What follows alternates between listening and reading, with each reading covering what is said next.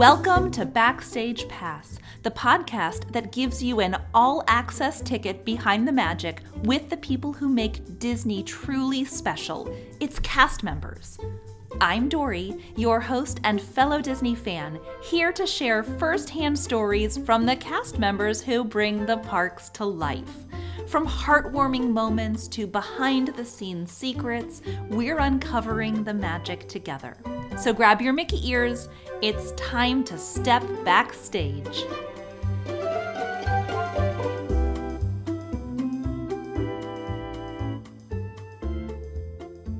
Welcome to another episode of Backstage Pass. I hope you've been enjoying the guests and stories that we've had so far and we've been sharing, and this one is extra special for me. Now, before we talk about our guest, I want to share a magical moment from one of our listeners, Lacey. Here's what she wrote. My little boy suffered a near-fatal dog attack a few years back. He has severe facial scarring and was scared to leave the house for people staring at him. We took him to Disney once he was healed enough to have a fun time. When we were there, Megan and Jay went out of their way to help him to meet all of his favorite superheroes. Jay made him laugh and made him feel seen, and not just for his scars. Jay did a photo shoot with him and the Captain America shield and even got him on the Spider-Man ride. Megan helped him go around and have a special time with the characters. We have gone back multiple times each year to Disney, and all three of them always remember our whole family. My kids to this day call all of the Auntie Megan, Uncle Jay, and Uncle Jay, and they are all so special to my family. I hope they really know how much they've changed my family's life for the better for having them in it.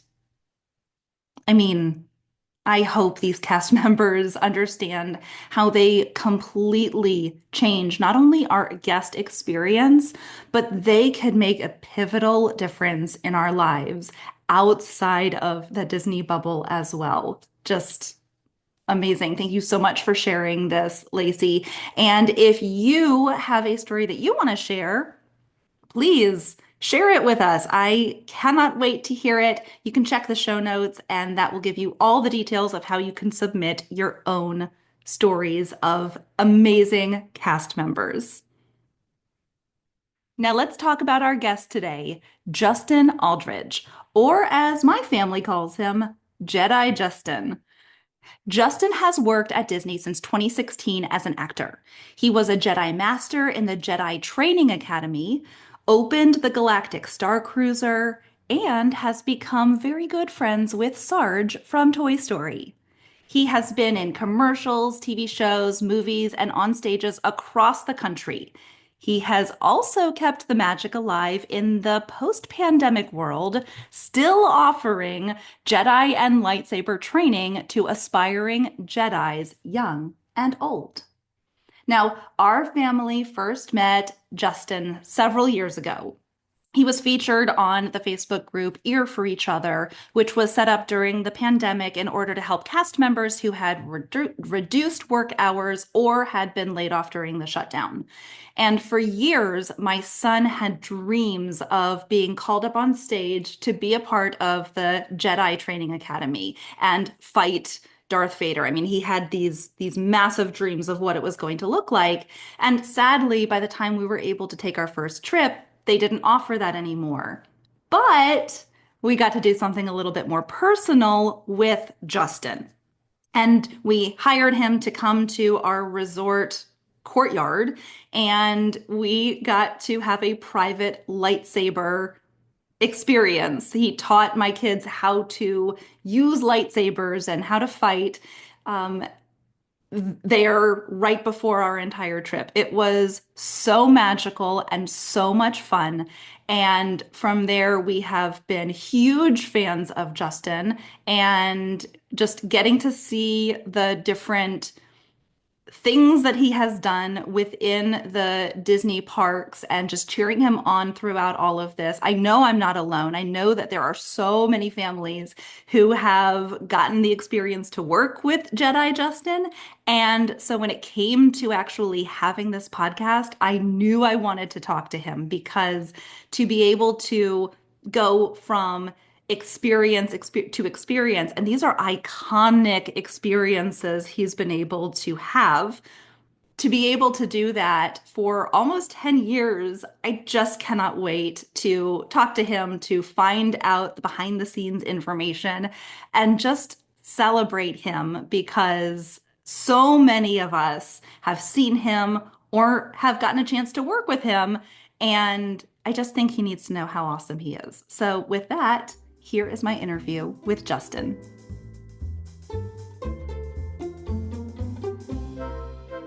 There we go.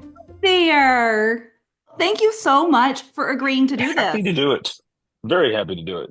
Oh my God. I've done a few. This is the first one I've done in a little bit though. So Awesome. When I told my kids that I was going to be talking to Jedi Justin, they were like, "Oh my gosh, yes." They were so excited. oh, hold on, let me get my Jedi Mickey. Hold on. Oh, good. He said, which I could sell on eBay for like $400 Oh my gosh. because they don't make them anymore. No.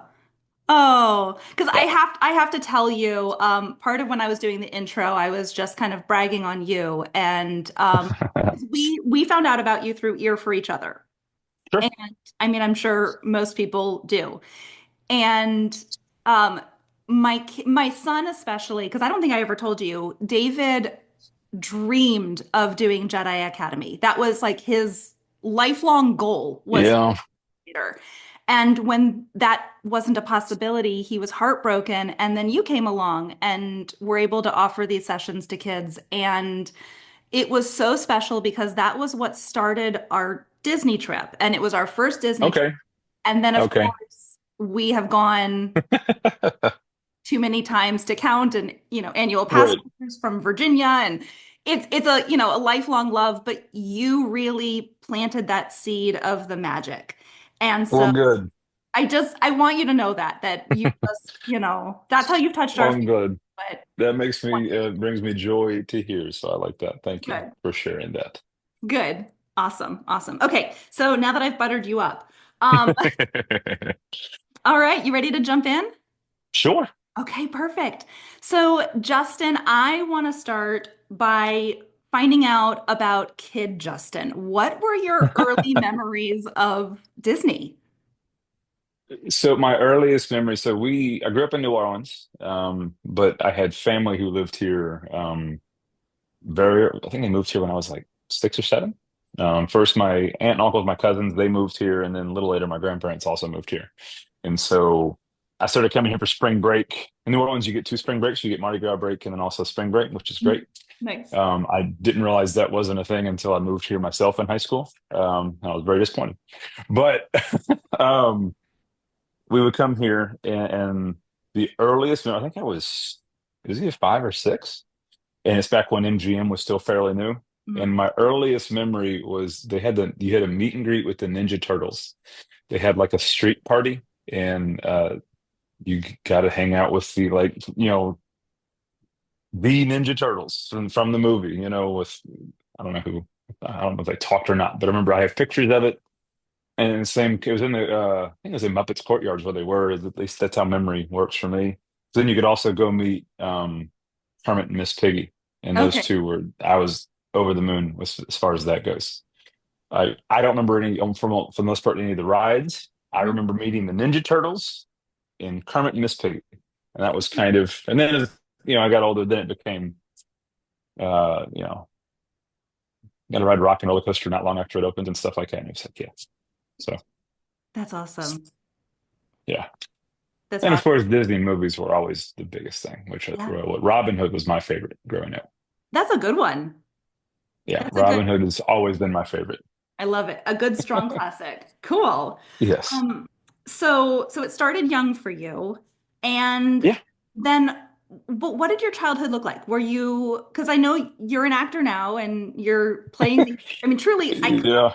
characters in the Disney experience. But where did that kind of start for you? Um, as an adult. So as a kid, that was, I mean, I got into acting completely almost on accident. Yeah. As a kid, it was all about baseball. Okay. I loved baseball, played, and not just baseball. As a kid, I played every sport I possibly could, from, baseball, basketball, football, whatever, golf, ping pong, volleyball, whatever. Uh, at the same time, I still grew up. I acted in little things here and there. I was encouraged to kind of cultivate my own creative interests. Parents were great with letting me just kind of find what I wanted to do. So I did like a children's choir, the New Orleans Children's Choir. I did that. I did all kinds of little plays at church. Um, I did speech and debate in middle school, and I was really successful with that. And then just stopped doing it just because, all right, did that, was successful. Let's move on. Try something new. Um, that's what it was. Yeah. Um, and then I did high school choir, wound up having to leave because I couldn't make rehearsals because I had baseball games. And they were like, no, you have to choose one. I said, okay, see you later. And went to baseball. In fact, so then I played college baseball, played professional baseball. The biggest thing that I enjoyed, or the thing I enjoyed most with professional baseball, was just getting to interact with people. It was more the show aspect of it. Like after games, you'd go and you'd sign autographs and give away baseballs, and they'd have me do all kinds of little, community events. I was the one they would kind of go to. Hey, we got to have somebody go meet with this Boy Scout troop, or we have to have someone go and make an appearance at this, business opening. Yep, I'll do it. So after baseball ended, after my second knee surgery, went and fought wildfires for a summer. When I came home from, just randomly, when I came home from Northern California, Wait, hold I on. had to Can I find, pause this? yeah, You had knee injury and you went to fight wild. yeah. So I mean, I had, oh man, inside of my, what, two ankle surgeries. I need a third one. Shoulder, I got five tendons in my left shoulder. I had a thumb surgery, and then my right knee has been completely redone Oh my goodness. twice. So, and then I had to find something to do, and I had no idea what to do. And so somehow I wound up deciding I needed to go fight wildfires. And so I applied to like 130 different stations. And one guy was like, you can swing a baseball, you can swing an axe, go ahead. And he brought me out to Weaverville, California, the Shasta Trinity National Forest. Uh, and it was an experience. Wow. I had no idea what I was doing. Um, the biggest thing I did at the time, my accent was a lot thicker than it is now. I've had to learn how to kind of kill my accent as an actor. And so they would make me talk on the radio all the time. Like, writing this is Weaver Bala, we have a smoke. And they said, please say that again. Like, you understood me. But then I leaned into it a little aggressively too. But, Mhm. why wouldn't you? Yeah. So yes, I did that for, it was like 5, 6 months. Came home at the end of fire season, end of September, and was just bored and was like, well, what do I do now? I did the fire thing was great. I would do it again for the first time. I don't need to do it a second time. Uh, I could go coach baseball. I don't like coaching baseball. Drives me nuts. What do I do? And somewhere along the way, someone suggested that I start, go audition at Disney. Like, all right, sure. So first one I go to was the kind of cattle call audition for the princes and such, and I got put into the pool. So you can say, all right, we want you for something, we don't know what kind of. I don't remember exactly how the process works. That was in like 2015, 2016, something like that, early. I don't remember exactly how it works. I'm probably not. But along the way, I realized, oh, there's differences in how this works. And so the next audition I went to was for Jedi. And I was like, oh, this is what I want to do. Got it, went all the way to the end of the audition and got cut. I was like, oh, it's awful. So the show opens. That was when they were redoing, they had the original Jedi training. This is now the new show, Trials of the Temple. They had a second round of auditions for the second, they had open, and it was October. I had the second round of cast members come in. I go to audition. I'm like, yep, this is going to be. I've become a better actor. I went to class. And, I'm much better now. This is going to be what I'm going to do. And I got cut first round, gone. Was devastated. This was in like I don't know, early January. And I go home and I'm just sitting there like I don't know what to do then. I had put in so much kind of stock into this. Um, Go online and realize they're having auditions in New York 2 days later.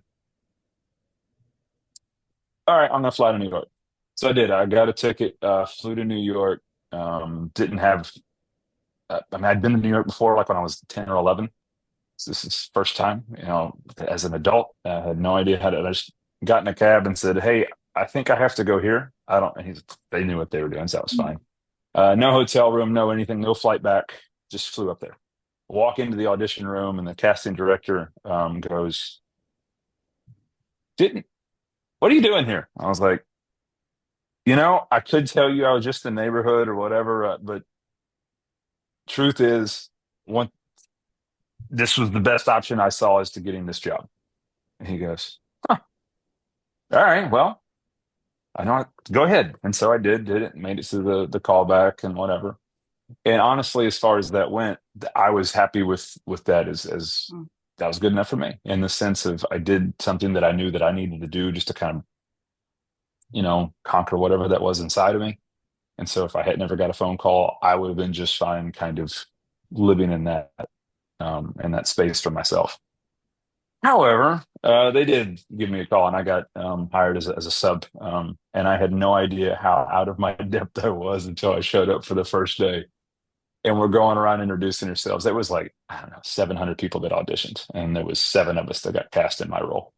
Oh, wow. And everyone's introduced themselves. Like one person's been on Broadway, one person was a backup dancer for Michael Jackson, one person's this, one person's that. And it gets to me, and I go, "This is my first acting job." And it was a little intimidating for a little while Right. until we get into rehearsal, and all of a sudden you're like, you know what? Yeah, this is actually I'm where I'm supposed to be. And I took the kind of the doubt and the imposter syndrome, and I said, you know what? I can't get the resume that they have. What I can do is I can be the best at this I can. I learned how to fence, learned how to use a actual saber, and got very good just with having a lightsaber in my hands and feeling very confident that was something I could do to make myself feel like I was at least where I should be on par with the rest of these people. One who'd been at Disney for 25 years. One person had been a stunt man on in Hollywood for like 20 years. He was on with the Dark Knight trilogy, doing all kinds of fight sequences. And like, man, this is cool. Yeah. And that's where I started. And then from there, everything else happened. What was it like the first day? Because you were hired as a sub. So what was it Yes. the first day that you went on? Was it just Oh man, it was cool. So the way, especially that show, what you would do is so our stage borders the Star Tours ride, hmm and so our entrance is where at the time we had to change later because of incidences, but you would walk in as the other people are walking up. So you have the robe on, you have and you're in full costume, and you're walking down the express or the lightning lane, I guess now, hmm fast pass line. And so you would walk right by the people. And at the time, the music's already going, and there's people going, "Oh, it's a Jedi," whatever. And I remember doing it for the first time because you have the overnights, which is you're in full costume. It's 3 o'clock in the morning in the park when no one's there, and that's a pretty cool experience. It's pretty surreal, but it's not the same. So is that like You're a put-in walking out. rehearsal? Is that just to make sure that you're comfortable with it? The Yes. overnight, So, and on top of it too, like you got to use the stage. It's right? never going to be the same as it is when you're in the rehearsals. We have like you put tape down. Yep. And so you have the stage on the floor. Especially at that point, you're rehearsing the same place. They rehearse for home improvement here. You're like, oh, cool. That's weird. Stuff like that. Like the rehearsal space is really neat. You've had all this like crazy Hollywood and theater history that's happening, in these same places, and so you feel really like you're doing something important and cool. But when you walk in, it's a totally different everything. And all of a sudden, that the music hits, it's the iconic Star Wars music, and you know, the Jedi Order is gone, whatever comes over the top, and you have to catch your breath. Just Right. kind of that, all right, this is real. We're doing this. This is going to be cool. And you look out, and there's all these people that are just kind of looking at you, and all these 30 kids that are just wide-eyed, and and then you launch into this your monologue about the Force and everything that's happening, and it's like, especially the Jedi show, it's a in all reality, it's a silly kids show, but at the same time, these kids are getting something that they will remember, a bunch of them, for the rest of their lives. And you're getting these pictures, and not just that, but you're teaching them that they are stronger than they know, that they are capable, that when they do face the dark side of life, that they can defeat it and they can fight against it. And that is an incredibly important thing. Right. And it's one of those things that's easy to forget when it's the middle of July and early August and it's 105 degrees and you're Mhm. wearing, corduroy pants and three layers on top. But at the same time, it's an incredibly special thing. And that first time, you're just flooded with it. And I Mhm. remember the first like 2 or 3 minutes, you're just trying to, like, I've got to get through these lines without getting emotional, and also like all those things at the same time. Because if I do that, this is a 24-minute show. It's going to become 45 minutes. Right. So it was the neatest thing. And just being able to sit there with these and look at these kids and be like, yeah, my family was there. They came and saw, and, Yeah. so it was this really neat experience. Wow. Okay, were there ever any times that you just had an oops moment or that Oh, goodness. Yes. So, okay, I like, want to hear it. I was a sub, but I was there at least twice a week for years. Um, that's why even I continued being a sub, because I would just take people's shifts whenever they were, and the shifts every week you had to take. So yes, there were lots of moments where something happens. The lightsaber we had, you had to these little tiny screws that would hold the blade in place, and if you didn't Mhm. tighten those, you go to start, and that blade would go flying. That happened not often, but once or twice. Um, oh man, ripped my pants, and the pants ripped a lot, but usually it wasn't in a way that, I mean, they ripped once a month, but usually it was in a way that nobody else knows until you have. I mean, the worst one is the full blown pants blowout, and you're like, Mhm. you look over at little sound booth and go, "Hey guys, we got to go." But you drop lines, you forget lines, you skip 5 minutes ahead in the show, and then realize, oh no, what did I just do? Yes. And you got to find a way to get back. And you look down, and Nedris, the apprentice character, is laughing at you because he knows what just happened. Uh-huh. Um, I will say the worst one, however, is the the tip of a saber broke, and they were like a hard plastic, very hard plastic. They're very durable. They did a great job making those and making them look the way, but it just broke off somehow. And so I go, and there's the tip on the ground. I go and I pick it up off the stage, and I stuff it into my boot. Like, I put it in the boot and I smash it down with my thumb. And then I go to reach, I have to touch every kid. That's why, part reason why, got killed during COVID. Yeah. But I go to reach out to bring him into the little circle, and my entire hand is bright red from blood. Oh my. The way it had cut, it had sliced my thumb from here to here, and I just freeze for a second. I just hold my hand up to show, and I go, and I can't. Yeah. That was the worst one. Oh my And gosh. so that was the worst. Like, oh no. And that you slip, you fall, those things happen. I remember hitting so you had a little thing called, it's a kata. It's a demonstration of weapon proficiency. You have to spin it around like crazy. And I remember hitting myself so loud that the whole crowd goes, oh, and you go, no need to be alarmed. I am okay. And then the rest of the show, you feel like your next line is, the force is the energy connects. I'm very somber and serious after I've just whacked the snot out of myself. So, you know, those things happen. Yeah. Oh my Or God. you have, kids that hit each other, Yeah. hit themselves. Yeah. When Vader comes out, they go screaming and flying, off the stage. That happened almost every day. Oh So, gosh. Okay, so I had told you that my son David really wanted to do this because he had this grand vision of he was going Of to not only defeat Darth Vader, but he was going to kill course. Darth Vader. Like he was going Yep. to be the one. So Yep. how do you rein the kids in when they decide to go very off script? So you have two kind of pendulum swings of that.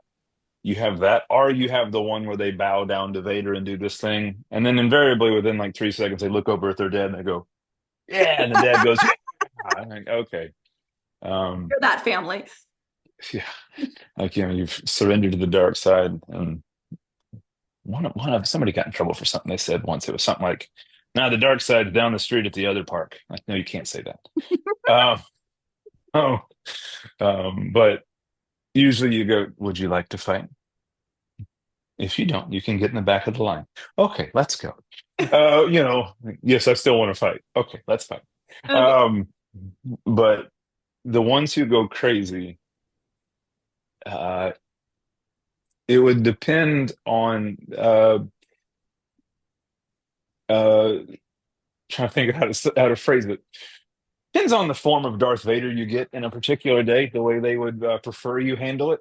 Okay. Um, let's just put it that way.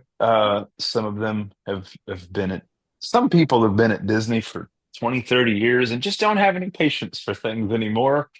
Other ones have little kids who think it's funny when, when they're used to it. Mhm. Um, Part of the fun thing about doing what I did at the beginning was learning how to actually use a saber is that if I wanted to, for the most part, I can disarm a small child pretty pretty easily.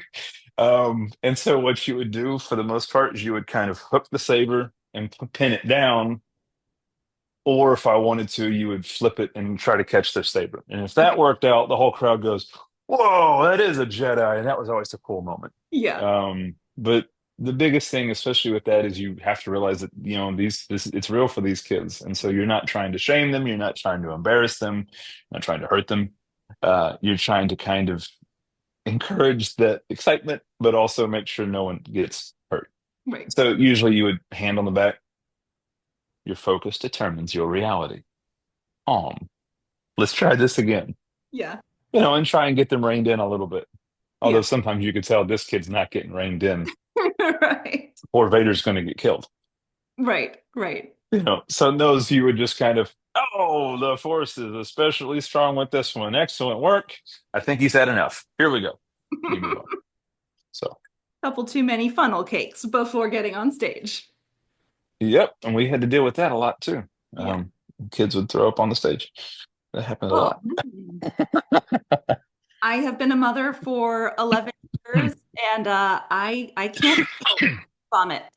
That's not my thing and And the my thing children or is, others.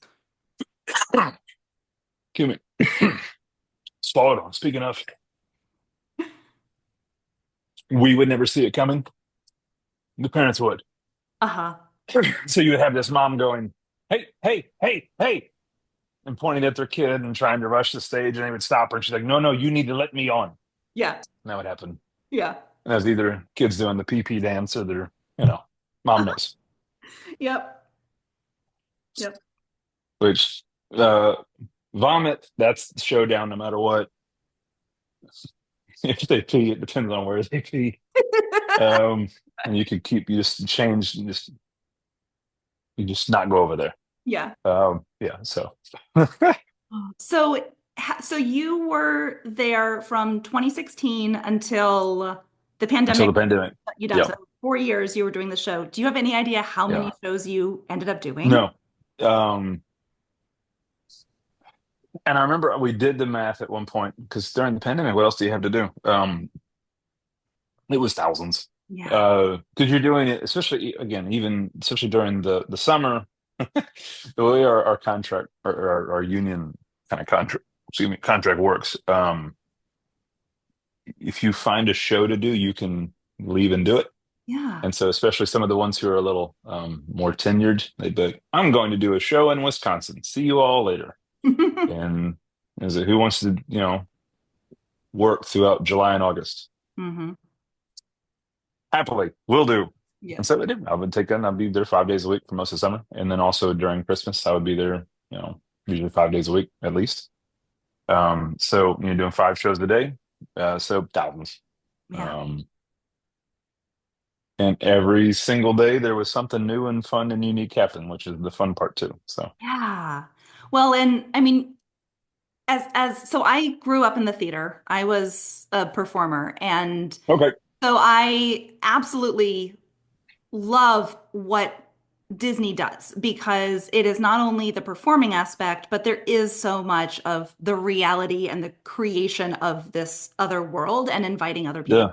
So I feel like it's the hardest of acting because not only is there the ad lib and the improv, but there's the storytelling. And then you're in Star Wars, which has its own mega fans. And I was And they will call you out on anything and everything you do, absolutely. especially at the Star Cruiser. But I think the other aspect is just from a theater acting standpoint is the endurance of it. Mhm. Um, if you can if you can act at Disney doing this 5 days a week, 5 times a day, doing Sarge, it was 7 times a day, and it's all, so if you can do that, you can do Broadway. You can do any of those things for the most part. Just from an endurance standpoint, from an emotional endurance, from a physical endurance, if you can do that and not get burnt out, not get yeah, you're good. If you can find ways to make it new and fresh and fall in love with it every day, here, you can do it there. Right. It's a wonderful kind of proving ground as far as that goes. Mhm. Which is something that I think because Disney exists in a weird space in the theater world. I think it's gotten better over the last decade or so, but there was a point where it's kid shows, whatever. At the same time, there is nowhere else in the world where you can make a living as a full-time actor the way you can here, Mhm. which is there's something to be said about that. That's So pretty special. yeah. So then the pandemic hits, everything happens, and you completely hmm pivot. It did. Again, not on purpose. It Yeah. just kind of happened that way. In fact, I was bored.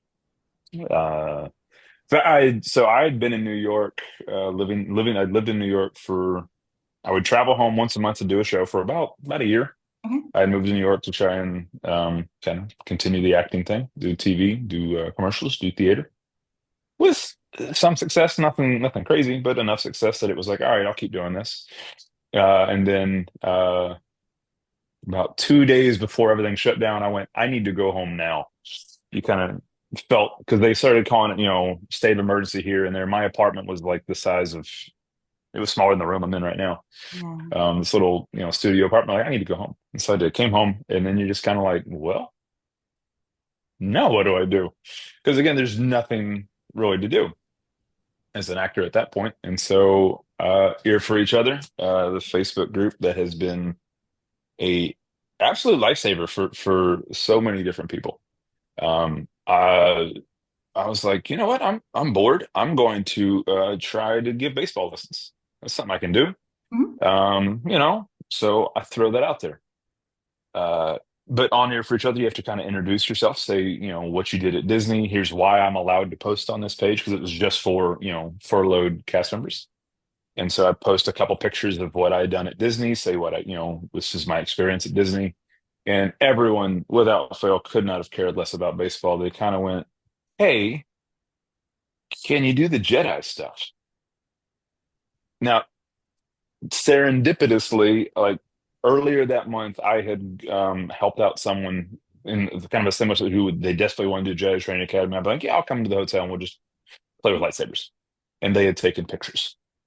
I'd gone to the Swan and Dolphin, and in fact, one of our theater techs, or stage techs, had reached out to a group of us, said, "Hey, would anybody be willing to go do this?" And I was like, "Absolutely, sure."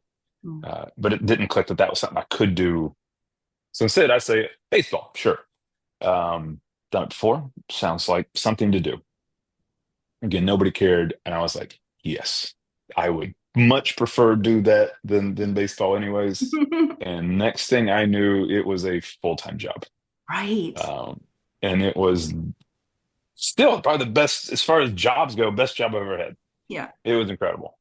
um, going to hotels and resorts and homes and just teaching, and not just kids, but like, in fact, I still think the most memorable Jedi training session I've ever had was for a woman's 70th birthday party. We Oh, had that's a so cool. blast. It was so much fun. Oh, that's great. Um, I think, in fact, we're still in contact. Me and the whole group of them are still in contact on Facebook. So, but yeah, that's what I was doing. I went and I would teach kids how to use the Force and use lightsabers and try and take some of that magic and put it into individual form. And so, yeah, Yeah, and I've been doing it ever since. that's Not in awesome. the same capacity because, certainly it slowed down after a while, Hmm.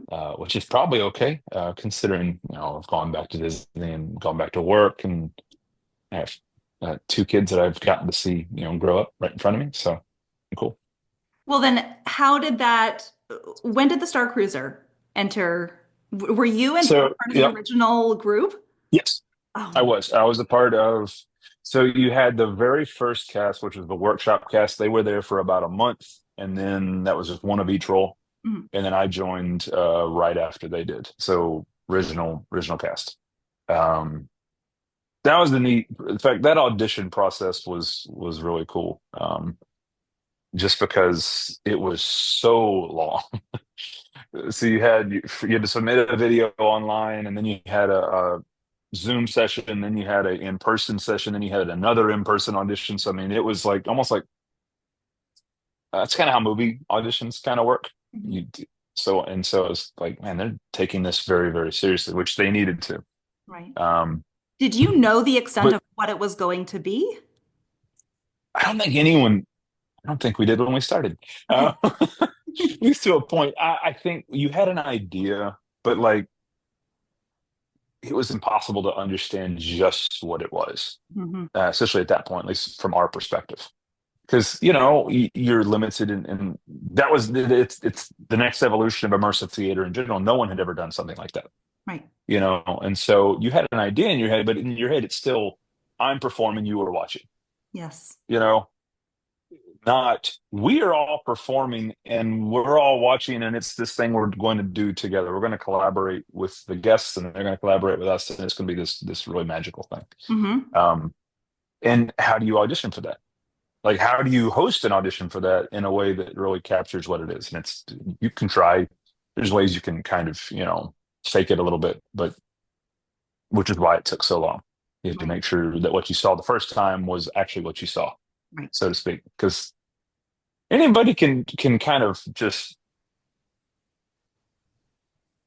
make it happen once, and it's just kind of a flick. Somehow, you just, especially with improv, you get something that you just know, Hmm. like, oh, I got this, and there you go. But then you have anything else in the world, and it's like, oh, I don't know this at all, so I can't do it anymore. So you have to kind of, take time. Right. Do you think that it helped you at all that you had done so many years and performances with Oh goodness, yes. And the Jedi training, the ear for each other, one on one helped, because my goodness, kids say some weird stuff, and you're just like, what? They ask some weird questions, and to pull back the curtain a little bit, I don't know everything about Star Wars, but I have an answer for every question you ask me. Yeah.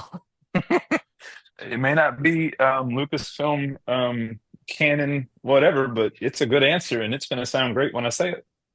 Um, and that helped, certainly helped, especially with the character that I did there, which was, you never know if he's telling the truth or not. So that was helpful.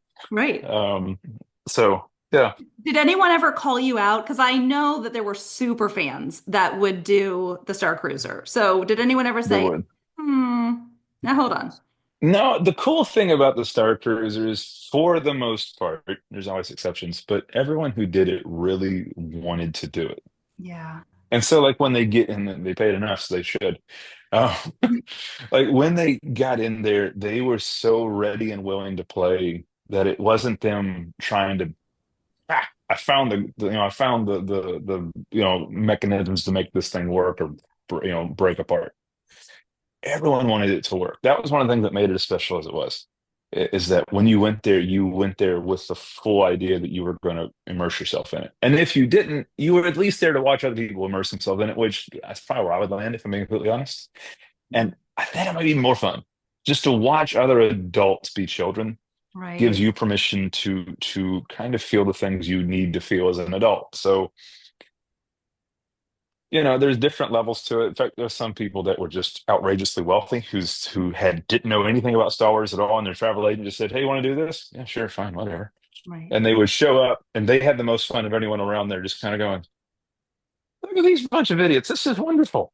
And you're like, "Yeah, And you'd ask them to do something, they'd go, "Yeah, why not?"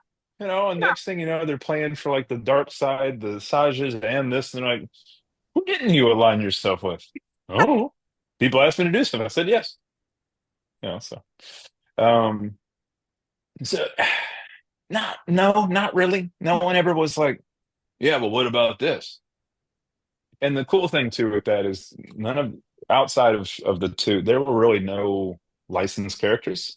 Yeah. And so it's kind of like, I don't know, if you were to ask me who the Secretary of State in 1867 was, I don't know. Hmm. And so if you asked Rafe Cole, some like obscure Star Wars question, I have no idea. What are you talking about? Who is that? He wouldn't know. So I don't have to know everything. The Yeah. temptation that everything is taken away and you don't have to worry for about it. Oh, I love it. That's a great perspective. Yeah. You're not a Star Wars expert. You're the Yeah. character. Just be the Yeah. character. So it That's helps. awesome. You know what? I never would have thought of that because we never got a chance to do the Star Cruiser. We wanted to, and just our kids were little, and it just wasn't going to be a thing. And then it was over. Yeah.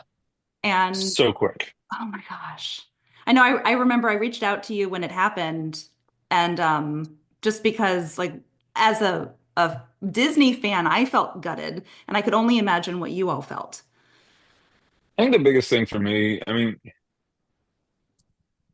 is it my favorite thing I've ever done? No. But I think the biggest thing for me is it was for other people. It was incredibly special to other people. It was, became a part of their being. And so losing that was like losing a family member to a lot of them. I think the biggest thing too is the fear was and still is that Disney took this massive swing at something and it didn't work out the way they wanted it to. And so are you still going to be as aggressive, creatively as you were with this? Right. And because if it was a massive success, if it, then you're like, all right, let's try other stuff. Let's innovate. Let's keep pushing the envelope and moving forward. And so the fear is, again, was and still is, maybe they're very good at what they're very good at. They know that, and Mhm. they are. So let's just do more of that. Well, no, let's Yeah. move forward. So at the same, I think kind of empirical evidence suggests that they are going to continue to innovate. Just maybe not. I mean, just even financially, you can't necessarily push things forward when you're taking that kind of a risk. But just from what I've seen, they are continuing to. It's not just all right. Let's just do the same old, same old. They are still doing new stuff, which is, in fact, I think the biggest evidence of that was Jollywood Nights in this last Hmm. around Christmas time. They completely redid it from the year before, and it was absolutely incredible. It was so good. Yeah. Yeah. I'm a Um, little biased, however. yes, because you got to be a part of it. I was, yeah. All right, so let's kind of move into that next phase of your life with Disney. What happened after the Star Cruiser shut down? So after Star Cruiser, nothing. I did nothing Disney wise. I was just kind of was working at Universal, doing a little of this, a little of that over there. Uh, which Disney very much they that's fine. They allow you to you double dip. That's no problem at all. In fact, most people do. Um, but out of nowhere, I got a call saying, "Hey, would you be interested in coming in and reading?" I had done the Green Army Patrol before that also got killed during the pandemic. Um, our job was primarily to kill time until the drummers came back out. Um, Mhm. those dudes are best in the business at what they do. That show's so good. Yeah. And it calls said, "Hey, come to this audition. We're gonna do. We need Sarge." I was like, "Sarge, absolutely, yes." I get to use my accent. I get to yell encouraging things at people all day. Let's do it. So I showed up. went to the audition, which was literally just basically just that, just to make up some stuff. They had a little had a script from the old show you had to do, but also make it your own. And so it's just, use the Arlie Ermy voice and yell at people and say encouraging and wonderful, fun things. Yep, I'm made for that. Let's do it. And so Yeah. sure enough, I got to do it at 5 days a week for um, the Christmas season up until New Year's. Um, we're hoping they bring it back as a more full-time thing. Hmm. It helps with a lot of just the crowds uh, at Holiday, in Toy Story Land, because Yeah. that place is it gets real crowded. But that was probably the most fun I've had. And the cool thing with that, it's the first thing I've done since I've had kids. So Sarge got to take all kinds of fun pictures with those two. So Yeah. that was fun. Oh my God. Now, do they know who Daddy is friends with? We have so Adeline is said when at that point she's 2.5 years old, and she would demand to see Sarge on a daily basis, and then when she would see Sarge, she knew it was Sarge. She also knew it was Daddy, and she would kind of use the two interchangeably. But then at the same time, like when she would just see me, she would, can we go see Sarge? I'm like, well, no, you physically can't. And so it's like she knows, but you're trying to figure out at what level does she understand the, duality of what this is. Right. Um, what's crazy is, I mean, I haven't done it at this point since, December 31st. Last time she saw me was like a couple days after Christmas, Mhm. and she asked to see Sarge yesterday. It's been like 3 months, and you're like, okay, Yeah. but therefore, it was Daddy Sarge. That was her way of phrasing it, which was adorable. Oh my Um, gosh. but here we are. Let's see. I got a picture. There they are Oh, with her little salute. so precious. And there's James on the other end. Oh And my, then a little oh, walking them around, marching them around. The amazing. most fun. It You was, put it that one was. on Instagram, I think, because I remember seeing Yeah. that one. Had to.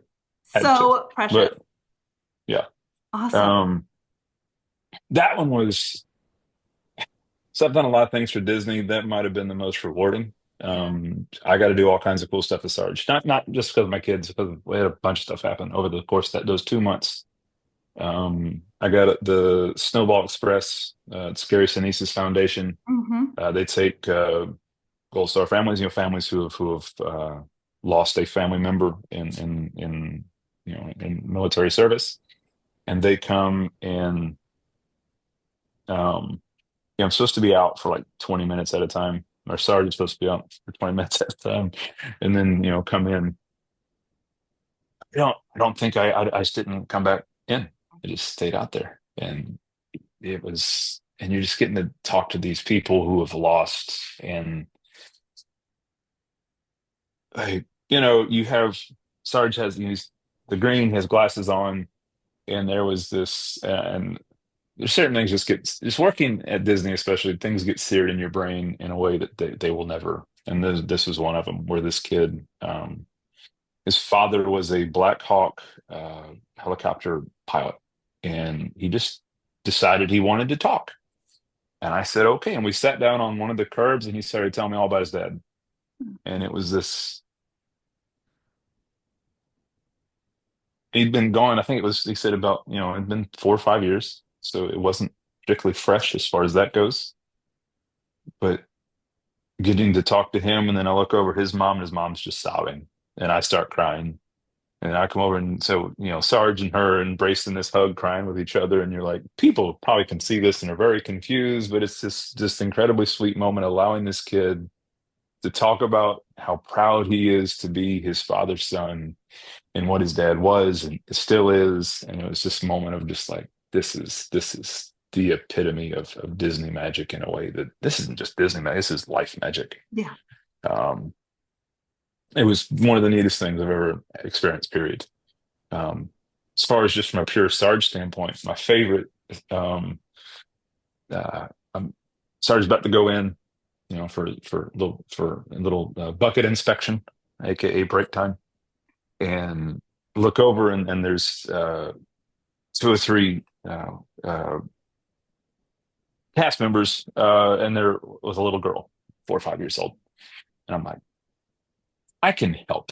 So I walk over, in full character and I ask what's going on, this, that, and the other. And now they have to stay with the little girl. I can go wherever I want to go. And so I get it. She tells me what her mom's, what her mom, what she's dressed like, what her name is. And so I take off walking. And as soon as I turn the corner, I see someone who has clearly lost a child. Mm-hmm. And I call her out by name, and she goes, "What?" And you see this confusion. I believe I have something that belongs to you. And so I march her through the crowd. She's way over, not particularly close. March her over and take her to her daughter. And I had a full blown rescue mission. That was my favorite. And she posted about it. And that's the one of the few times I have gone viral at Disney. Yeah. If you're going to go viral at Disney, that's the way to do it. There wasn't a picture, and it was just a story where she told. So I know it's me. Nobody else necessarily has to. There's no picture of it. It was just this really sweet thing of, yeah, that was fun. Yeah. So, Amazing. Amazing. Okay, and so I got to tell her how well her daughter did. But again, she was able to describe her mom, tell her what she was wearing, her name, which is for 5 years old. That's pretty impressive. so So I good. got to tell the mom how impressive that was, and she was like, "Sure is." Like, yeah, Yeah. I mean, yeah, so let's kind of step back because we talk about how Disney is very immersive, but here you are, Sarge, on a rescue yeah. mission. I mean, come on, couldn't it be more perfect? And that's what I was saying. Is like the most just like, come on now. This is perfect. Like right place, right time. Right. And just because I wouldn't necessarily notice it all the time, just Hmm. because, I have my time. You have to hit your time. If you don't, you get in trouble. I got in trouble all the time. Because you don't have a watch on, so you're kind of having to rely on seeing, you have to go over to like the rides and see the clock on the Yeah. lightning lane thing. You And don't have I'm a just, handler? You don't have someone else I there? don't, Sarge does not. Sarge Sarge. is autonomous. Sarge is his own toy. Wow. uh, which is presents its own challenges just as far as like crowd control, as far as all kinds of other stuff. Yeah. Um, but it's also just fine. 'Cause Mhm. then you're able to kind of do some things that Yeah. like that, like that you want to do, that you want to do that, you want to, make those things work. And if you have a handler, then sometimes the good far outweighs the bad with having someone to help you. Hmm. But at the same time, too, sometimes people are a little intimidated to come and talk to you if there's somebody there kind of gatekeeping that. And so it was neat to be able to be like, come talk, let's go walk, let's do this, let's make this happen, that happen, whatever. It gives you a little more freedom, and freedom in the right hands is a really powerful tool. Right. Uh, maybe not for everyone at all times, and I probably don't fall into the right hands at some points. However, you know, because sometimes she's like, I love I don't it. need to go back. I'll be fine. Yeah.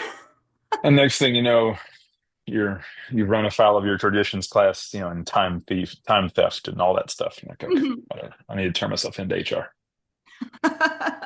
But, but yeah, So what is next? I know that you had this great question. 2 month amazing stint.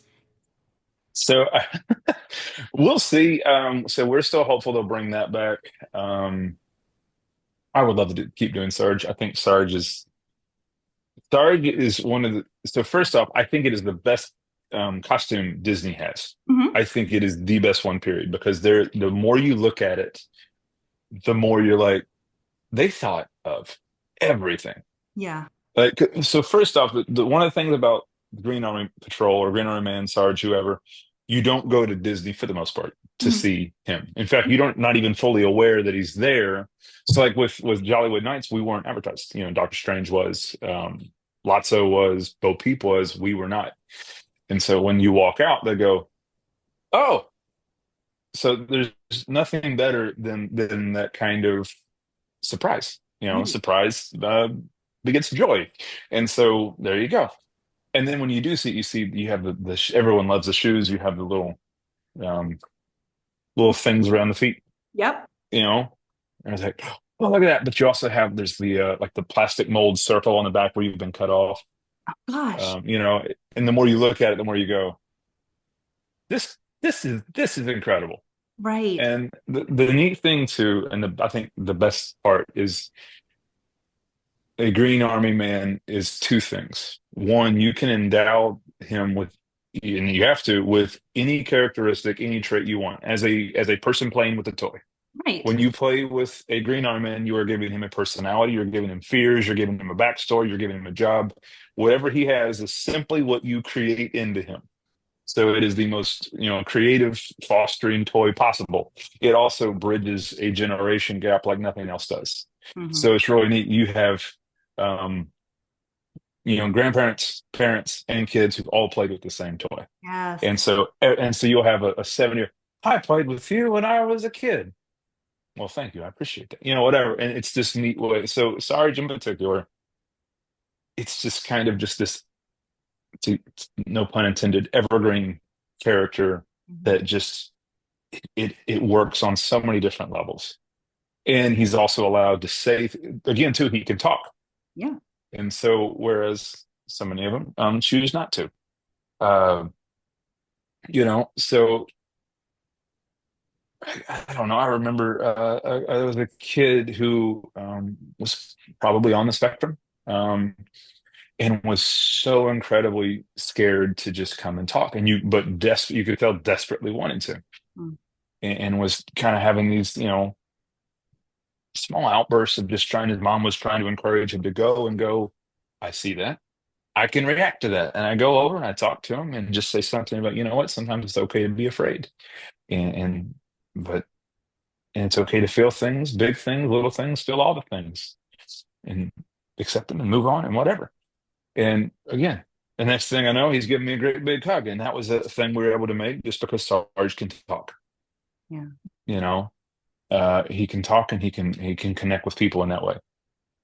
So from a immersive thing, which is the big buzzword for the whole world right now, but especially Disney, it's the most immersive character they just about have. So I would like them to bring Sarge back. I think that they're missing something with him not being there more often. I get to hang out with my drummer friends more. That'd be also great. Yeah. They're the best people in the world. They really are, and they're so ridiculously talented. But even outside, they're just a lot of fun to hang out with. Right. So other than that, I don't know. There's some other jobs I would like to do that I'm still kind of waiting to hear on. But we'll see. Okay. What I've learned along the way is to just let it come to you. Certainly be proactive, certainly go out and get work for what you want, but just kind of let it be what it needs to be. And if I do that, I have learned, me personally, it usually works out the way that it's supposed to, and just have faith that that's the way it's supposed to be. So, I know there's a lot of new stuff coming to Disney. Some stuff I fit, some stuff I don't, but Mhm. we'll just kind of see. Yeah. So to Absolutely. answer, so to answer the question, I don't have an answer. I Yeah. don't know what's next, and I'm okay with that.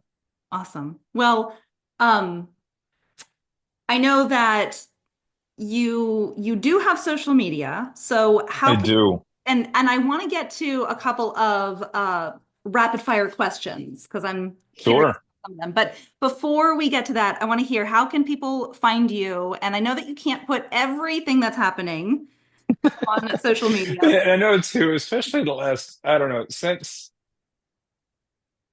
James became a toddler too, having I don't post nearly as much as I used to because Yeah. they're a lot of fun, but they are exhausting. Right. Well, and you are in the thick of it. I So say it for me, 4 years old is when I finally realized, oh, I have little people that are a bit more independent. So you're in the thick of it right now. and it's crazy. Just watching them grow is just it doesn't make any sense so often, and so much fun. You're just like, okay. And like all these things like you dreamed of being as a parent, all of a sudden, like we have a story time at night. We're going through an ever growing series of Ernest to Be, and so that I make up every night. So it's just things like that where you're like, this is so much fun. Yeah. But then there's also the hourly meltdowns Mm. and who knows what who knows what else. So I don't post much as I used to or probably ought to. But Facebook, just look for Justin Aldridge.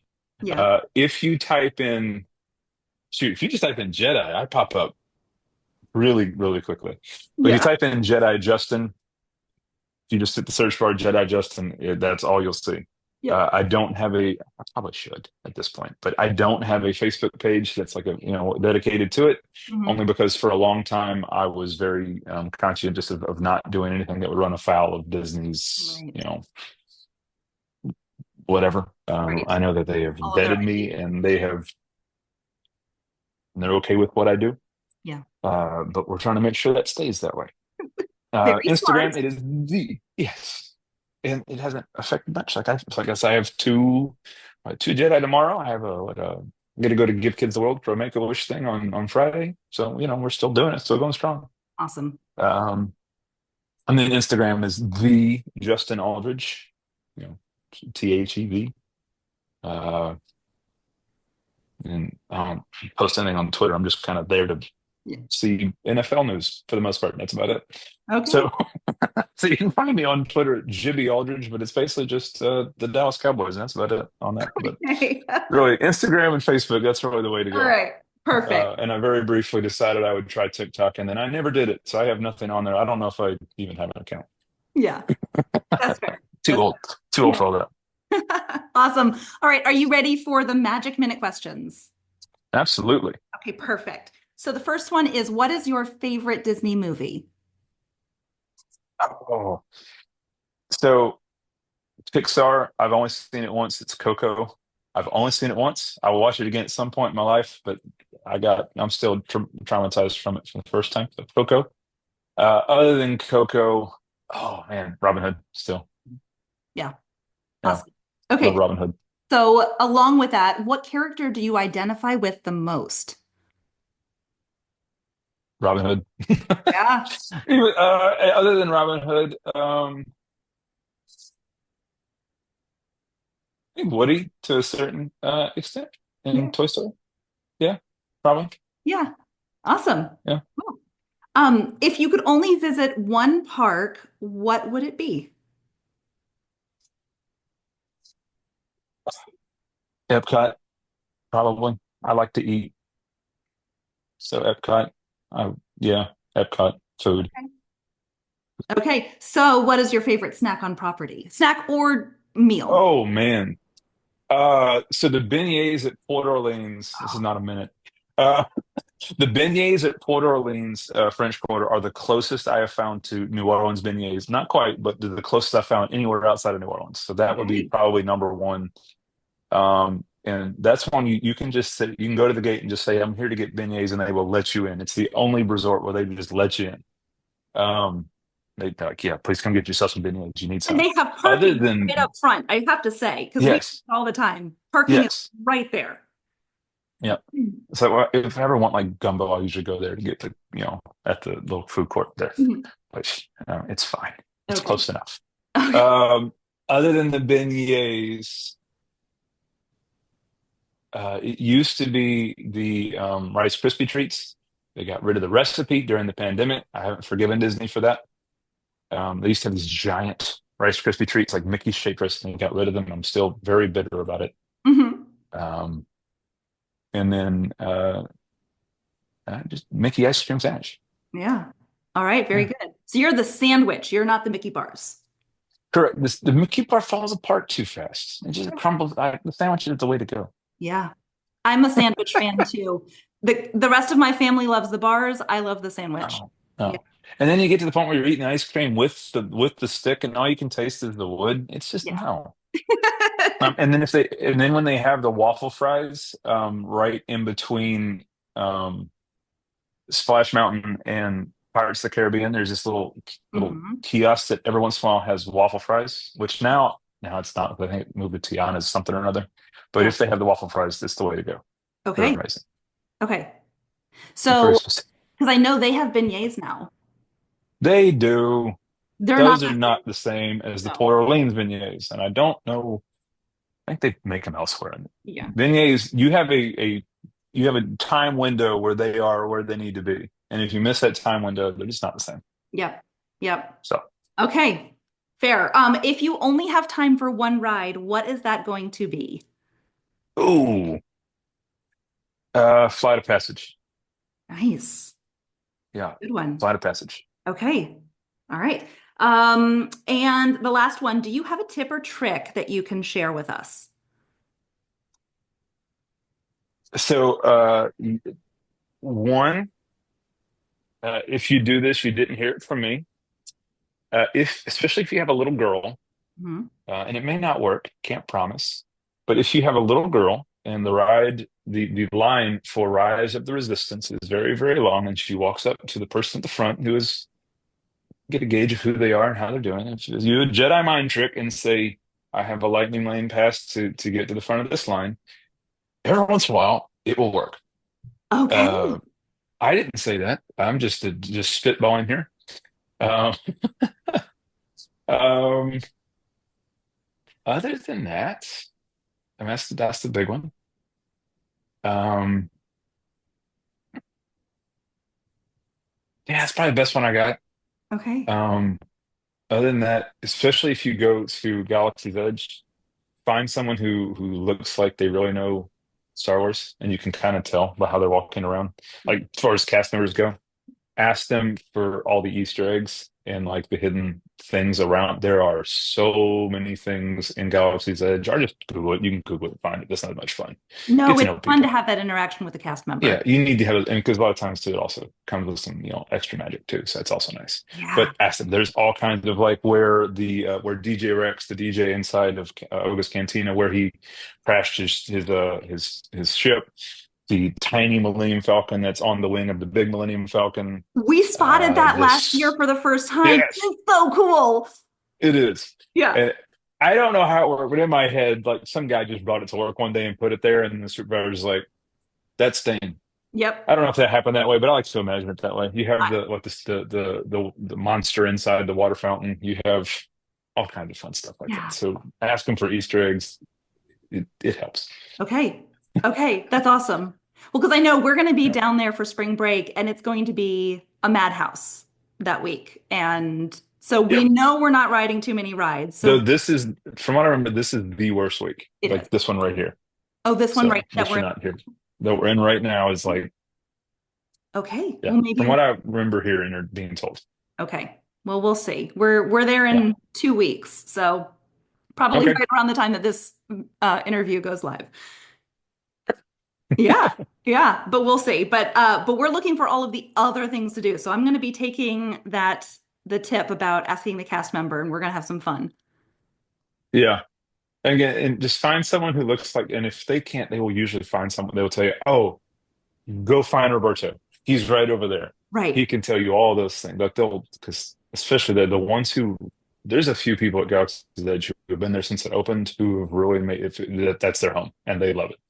And those are the ones who make Disney so much more fun because right, they, buy into it and it's awesome. right. When we were there for the first time, we were overwhelmed. Like we were all overwhelmed, even though we love You Star can't, Wars. it's a lot. It's a It's lot. a lot. And that was towards the end of going to all of the parks. So it was middle of the week, but we had just hit our breaking Oh point. yeah. And That's why yeah, we were sitting you down. can spend a whole day at Galaxy's Edge. Oh, Just if you have the Disney Parks Play app, you do the bounty hunter missions. You can take your phone and translate the Arabic, the Star Wars language, and see what it says. Most of them are little puns and jokes. oh, that's so You know, fun. Okay, we're like gonna do above the water fountain, it says "not fit for human consumption" in stuff like that. So it. yeah, Oh my gosh. Um, but or you yeah, can just learn how to translate, which is also fine. yeah. Takes a little more time, but yeah, Oh, that's depends on awesome. how committed you are. Okay. Amazing, amazing.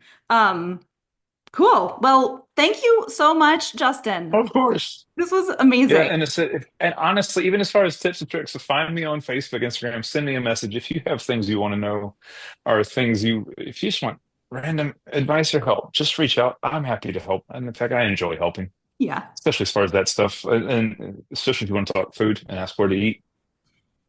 That was when I got my job. That's what I was most excited about. Was I got to go eat at all the Disney restaurants, and they're all incredible.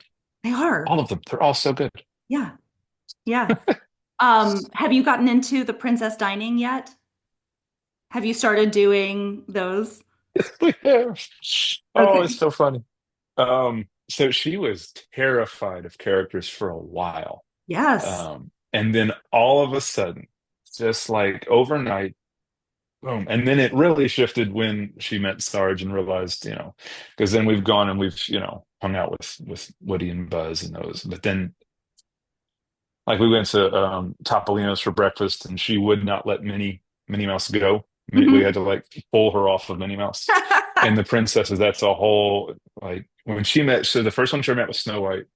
And when it was like the most like there's these dad moments where you kind of like you have these moments where you understand what it means to be a dad or be a parent or whatever. And that was one of those where they're sitting there together and they're holding hands and you're like, yep, this is it. This is what this is supposed to be here. This is cool. And Yeah. seeing her kind of grow and so yeah. So yes, we have. At some point, I think for her birthday, when she turns 3 in June, we're going to do Bippity Boppity and go to the royal table. Oh, that's So so we've been planning that for like 9 months yeah. now. So Yeah. Oh, that's awesome. That's awesome. because she wears either her Cinderella Belle or Elsa dress or Rapunzel. Sometimes all four every day. She'll just Rapunzel time and Yep. Yep. just quick change Yep. every single day. Crown. She has wands. She has her shoes, and they're all the plastic shoes. So all yours clop clop clop clop clop around the the tile of the floor of the house. Yep. Yeah. So we're in full princess mode. Amazing. Well, I will Yeah. tell you, my favorite princess dining, if you haven't done it yet, is Akershus. So it's Okay. So I've done it once after I ran the Star Wars half marathon, and okay. then we went to Akershus afterwards. Yeah. That was fun. Yeah. Yeah. So Because we it ended right at Epcot, so we went and we did that then. that's nice. And I was hungry, and it wasn't the kind of food I was looking for after I ran a half marathon. But it Oh, was I good. could It was imagine fun. that. Yeah. Yeah. Yeah. It's hard because we Yeah. love Epcot for eating around the world. I mean, that's Mhm. our thing.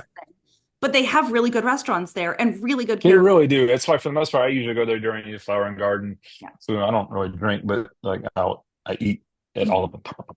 Yeah. Bao buns and the Vampirina tacos and the so good or Vampira tacos. Vampirina is the character at I was wondering, I was like, that's Studios now. Studios now. The yeah. Vampira tacos were like it was like I'm probably saying it wrong anyways, but it was like this spicy barbacoa beef on a with like beans and oh so good. Yeah. Remember that one. Anyways, we Oh, eat the kiosk, eat the booths. That's the way to go. But absolutely. then you also have they've redone the menus and they've improved all of them. Great. Mhm. We Anyway, were looking at the menus for this time around and just salivating. We've been watching all the videos, yeah, trying to get like, okay, because on I the think it first was day we're like going to 2 or 3 years BPwD. ago they went and they made a conscious effort to improve the menus and the food, and it worked. All the food's so good. It is. It is. It's a shame if you go and there's not a festival because the food is so This good. is true because they do that, and I don't understand how they do it so well, but they do, and Mm, it's like everything is great. But yeah. you know, Yeah. Awesome. yeah, Okay, well, I'm now hungry and it's lunchtime. me So, too. Me yes. too. All right. Yeah, Well, Justin, thank you so much. of course, anytime. Awesome. Happy to stop and talk anytime. Amazing. Amazing. Well, we'll see you along the way. Can't wait. Yeah. Awesome. Can't wait. And may the Awesome. force be with you. I always want to say, and also with you and my family. So we for a long time ago, and also with you, do a little force Yes. push, which don't do that. But then I think it was episode 9. Somebody says, "And also with you," so we went, "Ha! We can say it, and that's fine, but don't do that." Okay. Okay. But the from what I remember, the acceptable is always. That's the kind of Lucasfilm preferred is, "May the force be with you," always. Nice. And that's Okay. the how we do it. Thank you. Because I said it once and my husband who grew up reading the books, I mean like even more of a Star Wars fan than I am and I love it. But he turned to me and he said, "You've got to be kidding me." And I said and Yeah. I But they said, did in one of the last "Somewhere movies they did say also with you, and you're like, yep, see, now we're good. there he It's is." canon, we're good. But always is and it sounds appropriately Star Warsy, always. Always. And also Yeah. Harry Potter, so also, it's both. Yeah. Blending the two. The two. Yeah. We're bringing the parks together, so why not? Awesome. Justin, But thank yeah, you so much. of course. And Yeah. if you need anything while you're here, reach out. I'll be here. Awesome. Cool. All right. Take All care. right. Okay. Bye bye. Bye. That's a wrap on this episode of Backstage Pass. I hope you loved getting a glimpse behind the magic with me today. As a note, the stories and views expressed in this podcast are not affiliated with, endorsed by, or sponsored by the Walt Disney Company. And the stories, they don't stop here. I want to hear from you. If you're a current or former Disney cast member with a story to share, or if you've had a truly magical experience with a cast member in the parks, I'd love to feature it on a future episode. Reach out to me at the link in the show notes.